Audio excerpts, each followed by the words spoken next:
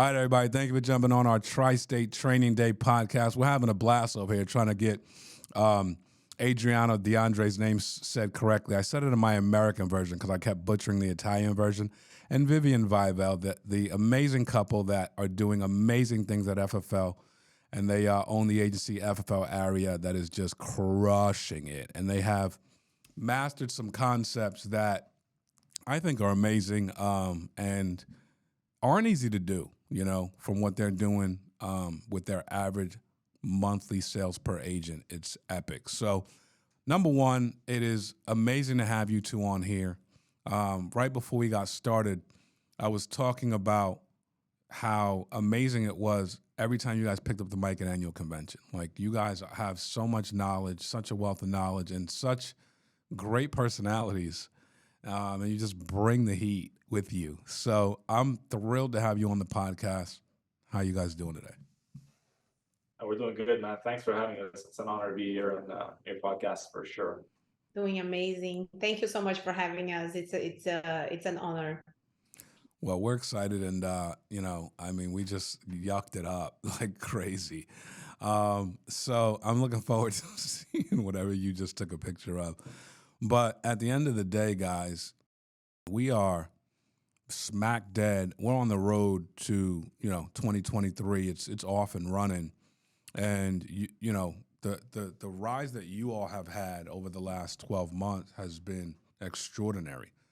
Before we get into that, for our audience's sake, can you guys give us a little bit of a backdrop of where you came from and how you found Family First Life?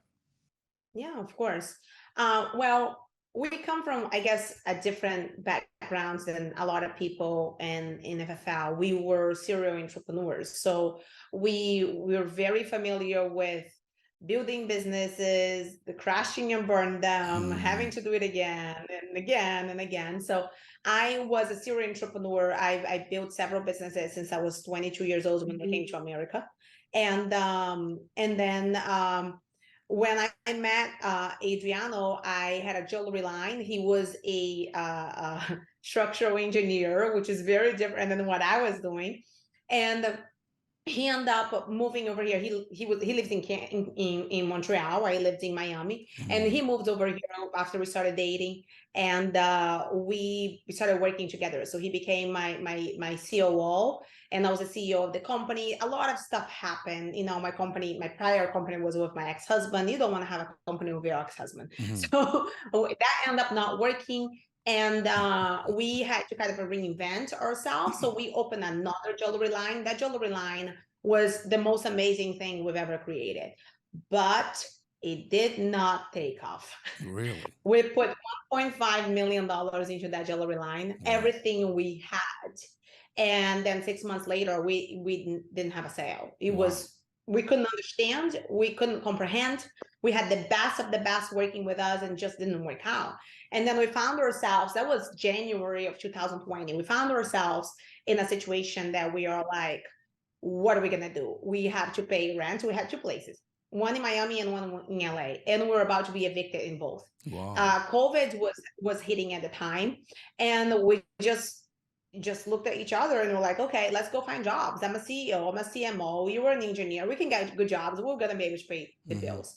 And that's what we did. We went to look for jobs. I found several opportunities, on ZipRecruiter, Indeed, job search places. I went for several interviews, and at the same time, I learned about insurance. And then when we learned about the opportunity, I'm a little bit crazy. Adriano is very conservative. So in case you missed it, anyone else. And then, so I started reading and doing some research, and I'm like, hold on, Adri. A lot of people are saying that you can do all these things and make all this money and grow all this business within this industry. We should look into it. And he's like, hold on, no. At the same time, I got a job offer to be a CMO of this huge e-commerce company, which was my background. That's what I did, e-commerce. And the starting salary was like $250,000, and we were gonna definitely pay the bills with that. But at the same time, we went to a corporate overview from the previous company, which is 100% brainwashing, but it works. I was a little bit brainwashed. Mhm. And when we came back, I was like, there's no way I'm taking an option to work for somebody else making 250 grand. If that guy was making 250, I can easily make 500 on my first year. Wow. And that gentleman's like, you're nuts. You don't understand you have to pay the bills. I'm like, I don't care. We'll make it happen. I got my license in 4 days. In 5 days, I was in the field with paper apps, and my first day was the worst day of my life. We booked. We were working like 50-cent leads, which are like $3, 3 years to 10 years old. I had 7 appointments. The first 7 were no show. The last one, the guy had a gun in the couch, and I thought I was gonna get murdered after that appointment. It was, I laughed, I cried for 2 hours, like I said at a convention. And I did again the next day because I turned down a $250,000 job. I have to make it work. And the first week I was able to help 8 families, all paper apps. Didn't even have one e-app available yet. We did pay for our rent, so we weren't thrown out in the street. We were at that company for about, I became the #1 producer in that company within my first month. Wow. We were there, I think, for 3 or 4 months. And that's when Andrew's baby came in and recruited me, and my husband divorced me after that. I'll let Adriano tell his version now. Well, that's partly true. Well, it's all true. But what she fails to mention is when she was doing this whole, she met with Andrew Taylor, of course, and the whole thing. And I had just booked her. I was in Montreal at the time visiting my family. I was tying up loose ends up there. I had booked her 18 appointments, Zoom appointments. And we were like rolling and everything was going good at the other IMO and stuff. And then she calls me and says, I can't run these appointments. And I was like, what do you mean? I just spent all day booking 18 appointments for you. Well, because if I run those appointments and I write insurance, then that's going to lock me out of my contracts longer. And I don't want to be locked out. And I want to be able to write everything here as fast as possible at FFL because we're going in FFL. And I'm like, what's FFL? What's happening? But it was, What's happening? And I was like, nope, I'm done. So what I did, because I was booking the appointments, right? We were in survival mode, but then we had gotten out of the hole a little bit and we were climbing out. Of course, 60% comp and all the other stuff that goes along with all these other companies. But that's besides the point. I told Vivian, I said, hey, let's go to, fine, you want to go to FFL? You're going to book your own appointments. You're going to run your own. I'm out. I'm done. I'm going to do something else. And she's like, fine, I'm going to FFL. Blah, blah, blah, blah, blah. And then she did. And she showed me, she booked a bunch of appointments. She helped 107 families in her first month at FFL. What? And yep. And I was like, wow, maybe it was the right decision after all. Wow. That's when I reinserted myself into the lineup. I'll book your appointments now. I was like, oh, well, I mean, let's focus on recruiting and the whole thing. Yep. And then speeding it up a little bit, Viv ended up falling pregnant. She was on bed rest for a whole bunch of months, and she only got back into the field. So we had to slam the brakes because she couldn't do anything, not even Zoom. Her doctor, told her that she wasn't supposed to do anything. And then at the 9 months pregnant, she was outdoor knocking and she ended up helping, what was it, 57 that month, 57 families. Wow. At 9 months pregnant.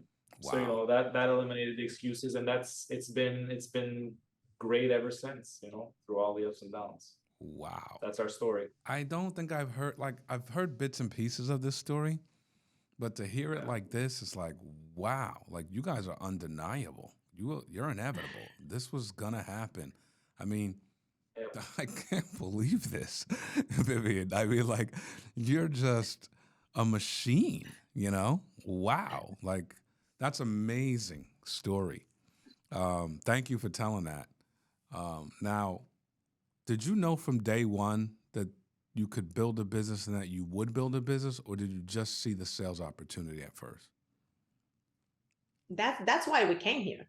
Like this, we said that at convention. I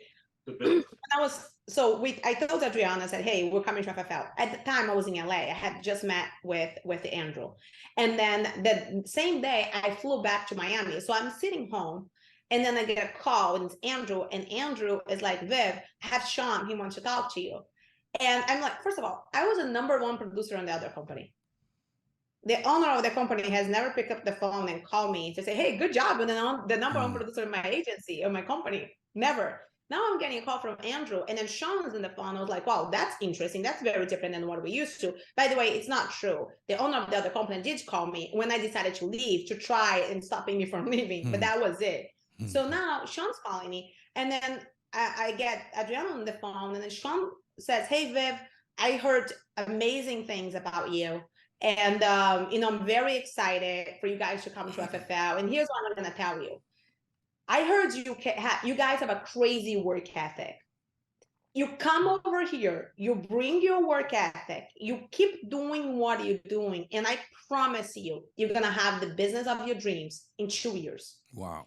And there's power when somebody believes in you before you even know what's possible for you.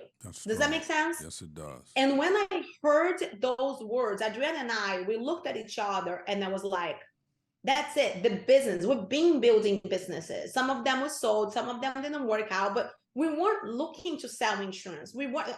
Selling insurance is great. I love selling insurance, don't get me wrong. It's my passion, it's what I love doing. But we weren't looking to being an insurance salesperson forever. We were looking to build a really massive business. And Mark, I'm not talking about just building a business. I'm talking about the business of our dreams, the business that was going to be it for us, that we're going to retire in, that we're going to be able to expand to the point that is everything we've ever looked for. And that doesn't happen overnight.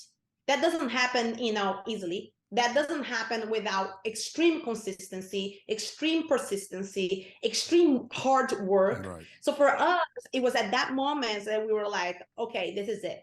This guy is calling us. He didn't need you, but he picked up the phone to call us to tell us that we can do this. And Sean did believe in us before we believed in ourselves, because we really didn't know what was possible. And I think that was when at the end of 2020, and when it was convention 2021, that I have a big belly, 7 months pregnant, bad rest. I was about to lose my mind because, can you imagine me stuck in a bed for 6 months? That was me. And we are sitting there, and we heard the Dave Anderson speech, and it was through a screen because it was the convention that we had 7 cities. So we were in Miami, and we heard it, and then we're like, this is it. We're gonna do this. And that's when we decided our jewelry line actually took off. When we were with the previous company, our jewelry line took off like a rocket. The jewelry line was like doing 250 grand a month. And we, in February 2021, the jewelry line was exploding. And we had started with FFL. We go to convention, and we had 2 options. We could either, just get out of insurance and just go back and put everything we had into the jewelry line and keep going. But when you're talking about e-commerce, there's a lot that goes into it. The acquisition cost, the marketing, the cost of the products, and a lot of things. Or we would go here, put that in the back burner and go into insurance. And during that convention, we looked at each other and like, let's do this. We're going to put it aside. We sold all of our inventory. We closed the store, and we decided to go and build our agency, February 2020. Oh my gosh. You guys are unbelievable. So it was like when I said, hey, I'm not going to take this $250,000 job, so now I have to make it. When we got rid of our jewelry line, it was the same thing. Hey, we're going to have to make it now, because we literally burned the bridges. We burned the boats. Wow. This is impressive. I'm like floored. Because your question is a very good one. It's like a lot of people see either one side of it or the other, the sales opportunity or the building opportunity, right? The business opportunity. We were $500,000 upside down. So we needed to, earn income, generate income yesterday. So yes, of course, the insurance industry in general for us was a way of not living on anyone else's terms, still having all the balls in our court, and being able to take our shots as we wanted to, and just make it happen for ourselves to get us out of the hole. So yes, the income earning and the sales opportunity was really what attracted us at first. And then by getting to know the business and seeing, learning about overrides and all the other great things about it, that's literally what led us to be like, hey, we can totally do this. And then that mindset with FFL together is just what exploded. It made us realize that we can do it, That's amazing, man. Here. Holy cow. Yeah. Here's what I remember. I remember 2022 convention. You guys were on a panel. Do you remember this? Yeah, we were on a panel last year. Yeah. I remember, last a year ago. And I remember y'all talking. I was like, yo, they look focused. Like, I was like, they're gonna kill it. I don't know them, but they're gonna kill it. And then I'm watching you take home a bunch of awards in 2023, and obviously, be one of the most sought after podcast guests in all of FFL. But like, y'all are a walking. This is incredible. So from day one, you knew you were going to build this. This is what you do, right? This is what you do. You build business. Talk to me a little bit about the recruiting, Adriano, and how that went down. See, I did the Italian thing with there. Talk to me a little about how you started to put the blocks down to get this thing going. Yeah, that's a really good question. So, see, a lot of people, I think, when they get into recruiting, they forget the fact that people want to follow strong leaders, people who can teach them something, and people who are doing it themselves. So for me, it's very easy now to say, hey, Viv does this and this and this, like this is the place to be. It's great. But even early on, when we started recruiting, I think a lot of agency owners, and I just shared this on a call that we were just on like an hour ago. I said, hey, a lot of people think that they need to recruit the entire world and cast a big fishing net and then like just shake it and see what falls out of it. For us, it was a very different approach. We weren't looking to recruit everybody. So we wanted to identify the right people and the right types of people. And the way we did that was through certain questions in recruiting, right? On the recruiting calls. So it's very simple. Our process is get as many people on the phone as possible in one day, right? It could be 15 or 20 people we're speaking to every single day. Ask them very specific questions. See why they need to make it, what's going on in their life.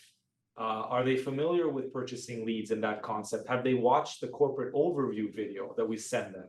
All these little aspects will point to whether someone's coachable or not. Because at the end of the day, the only thing that one of the good attributes that a candidate or a recruit will have is being coachable. They have to listen. Like there's a lot of times that people come in here and they talk a big game and they're like, I did this in sales and I did it, but you've never done this. So are you willing to do it our way? Yes or no? And I think that the quality of the questions you're asking your recruits very early on, that's what determines whether that recruit has the potential to become something or not. So that's step number one. The other thing is for non-licensed agents or potential agents that are unlicensed, right? We'll have them schedule their exam and book their exam to write the state exam to obtain their license before we even send them the course, like the study material. Because if we're just slinging study material out, people are being like, oh, I'll enroll, and then it's 30 days, 60 days, and they disappear. And you're like, what just happened to the 55 courses we sent out?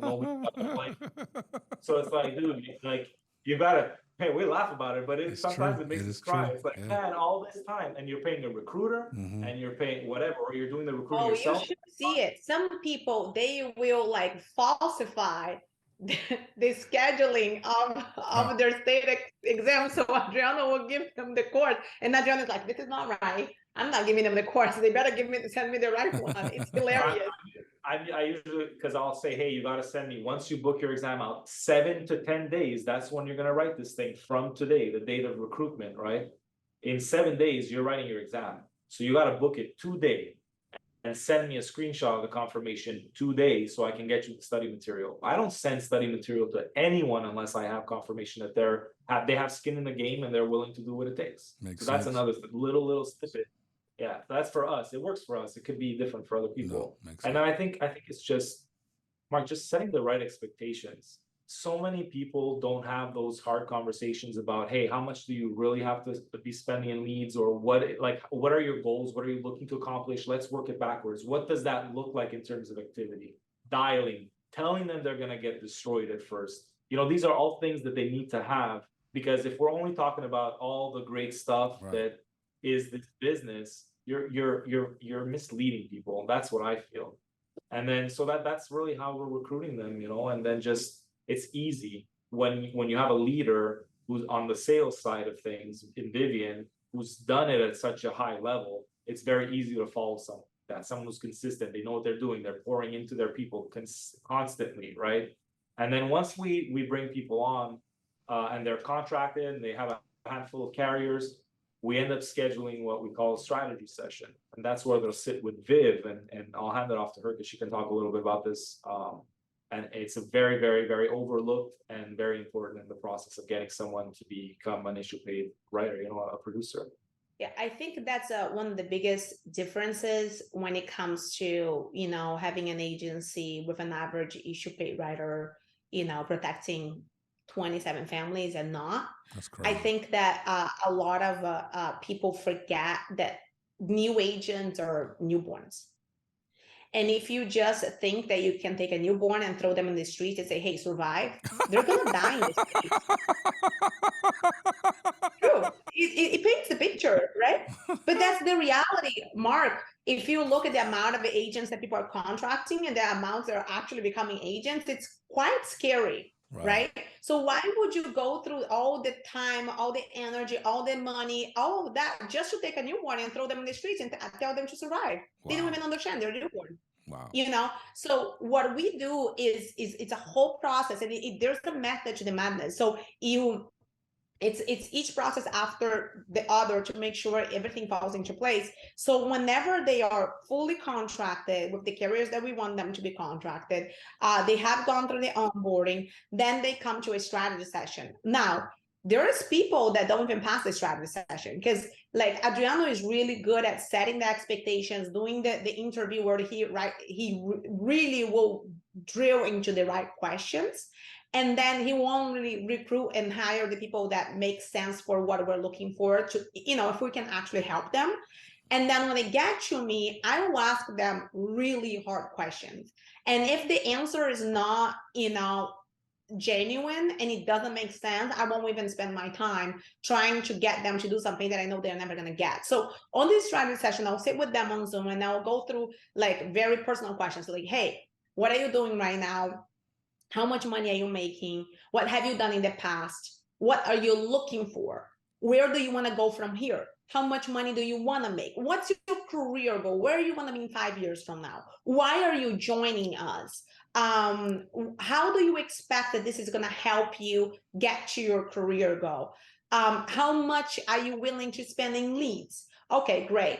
And if they tell me, oh, I can spend $200, and I'll tell them it's not going to work. Like, it's not going to work. You're trying to open your own business.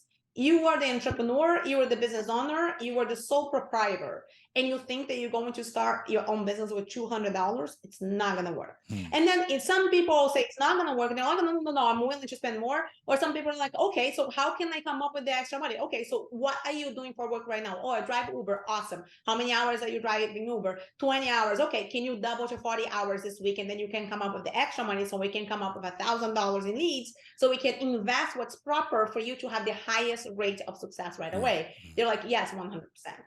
The problem is the majority of the people that come here, they, like you have the opportunity of making, really good money, like doctor money, lawyer money. But the doctor went to school for 6 years to actually become the lawyer went to school for 6 years to become a lawyer. The doctor went to school for 10 years to become a doctor. And then they have to go to residency and all of that. Here, you can get to that level compared in a very in a smaller amount of time. However, you're going to have to compound all of that activity, all of that learning, all of that schooling, all in a very small amount of time too. So the thing is, setting the right expectations for people to know exactly what's going to be happening within the stages that they are going to be experiencing is key. So if you know where people come from, where they're trying to get, where they're trying to go, what their goals are, what they're willing to do to get there, now you know them. And if you know them, you can coach them. And the thing is, my goal is always to be the coach that's there to help people get where they're at. Now, in the beginning, I used to want them to do whatever I want them to do. Now, I just had to learn how to meet people where they're at. Some people, they might want to come here and they might want to help 100 families in a month, and some other people, they want to do 100 families in a year, and it's okay, as long as they're reaching their goals. So during that strategy session, I really get to know them. I go through these questions. I weave out the people that I think that are just not committed to themselves, because if they're not going to commit to themselves, I'm not going to commit to them. They're not going to commit to me. And then just let them know what's about to happen. Then I give them some homework, some things to do. They have to get back to me by a certain time. And then that day we're buying leads, and the next day we're all working together on the dial team. We're dialing together, we're running appointments together, and we're helping each other. That's so strong. Does that make sense? Yes, it does. Now, is this tele or is this in-home? Our agency is 100% virtual. Now, we don't do much telesales. Okay, got it. I would say 95% of our agency is virtual. To be honest, Mark, if you do virtual properly, it's the same as in home. Yeah, makes The sense. only thing is really figuring out the show ratio. And if you have a strong automation with Calendly, and you're using the right script, and you're creating the rapport and the connection when booking the appointment, the reality is that there's not that much of a difference. The only thing is that your show ratio, if you're doing it right, it's going to be around 50%. So you're going to need more leads. You're going to need to book more appointments. So our standard is our agents are sitting down in the morning from 8 to 12, and they're booking appointments in the morning for appointments afternoon and evening. So we want to book within 24 hours because you're optimizing that show ratio. And every day is a dial day. Every day is a run day. And the cool thing about it is that we all work together. We dial together, we run together, we unmute, people help each other. And that it's a beautiful thing, because there's a huge support system to help everybody. The new and the old, you are all there working together every single day. We do all virtual. Okay. Now, 27 families help per agent. How many agents in your agency? Well, how many families did you serve in any given month? We was 1,500 families, 57 writers, right, Audrey? 57 or 56. That's insane. Now, I'm having flashbacks to, the years that Tri-State had those kind of numbers. I don't know if we were ever that high. We were never that high, so I don't know what I'm talking about. But probably when we just sold the most insurance we ever sold with per agent, but we never this high. What are you doing to get the ratio, to get the average agent helping 27 families a month on average? That's so strong. Okay, so what we do is, remember, when it comes to the expectations, I think that expectations most of the times are set by industry standard, right? So people will go ahead and be like, okay, industry standard is a top producer is protecting 20 families a month. So 20 families a month is good. We decided that industry standard for our agency was going to be whatever I am doing, whatever I was doing, whatever is my thing. Because if I'm pregnant and I'm protecting 57 families, anybody can come and do this too. Kind of so this is the industry standards. And it was, I don't even think that it was something that we set it up. I think that's something that our agents set it up. So, whenever I started doing 100 families consistently every single month, next thing you know, we have our agents coming after 100 families. So I anytime I'm in the field full time, I'm protecting 100 families. So next thing you know, I have a bunch of agents coming after that goal as well. So I think it became something it became our industry standard, which is like, no, a top producer is not a producer protecting 20 families a month. Because I'm sorry, if you're doing 20 families a month, you broke. You have to do. You are. You are. You're not doing enough. You know. So our industry standards became that. Hey, 50 families a month is what we do. It's normal kind of thing. Right. So we just started seeing all these agents coming out of the gate saying, hey, Viv, you know, I'm doing 20 families a month, but it's not good. No. What do I have to do to do more? And then I just started mirroring my strategies that I had with myself, which is, hey, I don't spend, how much are you spending leads? And they would come to me and they would be like, well, $1,500. And I'm like, do you remember when I taught you that the ratio for your lead will determine what kind of issue page you're going to have? So you should expect 4 to 5 times, right? So it doesn't matter which lead you get. A lot of people get caught up on the whole thing. Oh, I need to get mortgage protection. I have to get final expense. I have to get, it does not matter. It's the amount you spend on leads. So if you are spending $1,500, you should be issue paying, you should be, protecting 5 families a week. That makes sense. It's 4 to 5 times. So I started adjusting my agents' lead strategies to match mine. So when I was protecting, 30 families a month, I was spending $7,000 a week in leads. Wow. So then my agent started doing the same thing. So next thing you know, we are the agency within the FFL with the most direct Hall of Famers. I have 10 Hall of Famers direct to me this convention. Congrats. So it was 10 people direct to me. And what we did was, okay, the least you can do, the least you have to be spending to hit Hall of Fame is $3,500 a week in leads. And they would be like, okay. And then they would start doing it. And then they start, like, I had one of my agents, brand new, that was struggling a little bit. 2 weeks ago, I said, hey, Gianluigi, let's go. We're going to get you this much in leads. And he did. And this week, he has protected, I think I almost said 20 families this week with $3,500 in spending. So I just started adjusting that spend where it's within that ratio, 4 to 5 times. So if you were spending $10,000 a week in leads in a week, you should expect to submit 50.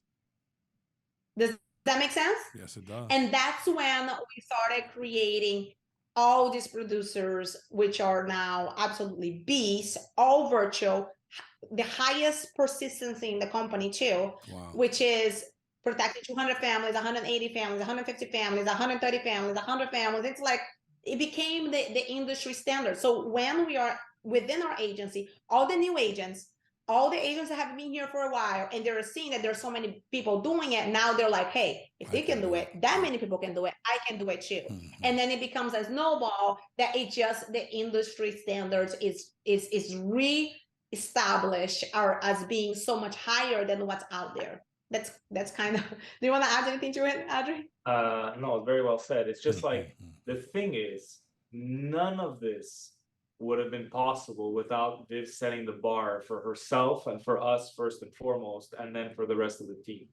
Because it's easy to say, oh, I'll help 10 families in a month, and then ask people, and hey, you go out there and do 20, 30, 40, 50 families a month. Help as many, like help 100 families a month when I've never done it. Like, how can you, if you're leading from the front, truly leading from the front, you're going to do everything in your power to show your team that, hey, you're out with them, you're grinding it out, you're helping as many families, you're buying the leads, you're doing all the stuff that you're asking of others. Because, we've all been there where we just have our feet up and like, man, this feels really good.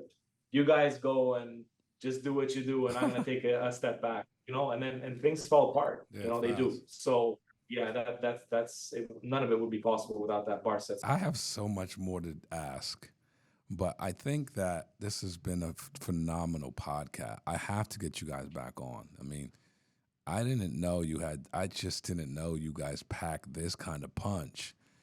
There's so much information that you all are doing that is creating an insane result.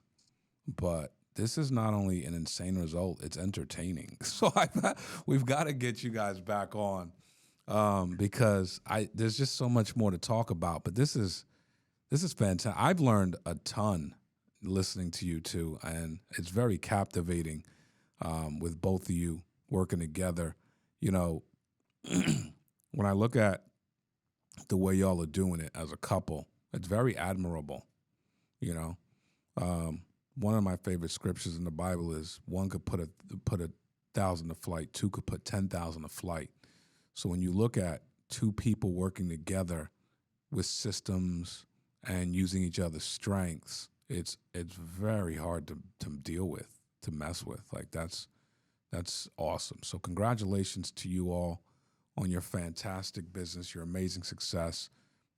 Nothing but big things ahead, clearly. And I do need to get you guys back on. This was very, very good. And I just feel like there's more left to discuss. Well, thank you so much for having us, Mark. It's an honor and a pleasure being here. Thanks for having us, man. We'll be on anytime you call on us, man. We're here for you.